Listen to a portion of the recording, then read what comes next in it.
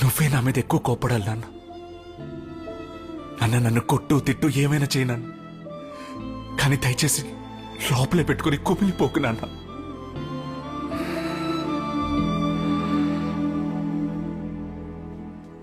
చిన్న వయసులో ఊళ్ళో పరుగు పందెంలో పాల్గొన్నప్పుడు నా పక్కన పరిగెట్టేవాడు వాడు గెలవాలని నన్ను తోసేసి పరిగెట్టాడు నాన్న.